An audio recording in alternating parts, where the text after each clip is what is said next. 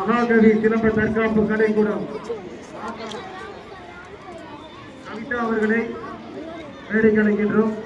அவர்களுக்கு சாலை அணிய திண்டல் சிலம்பத்தின் தலைவர் ஜே அமுதாதேவி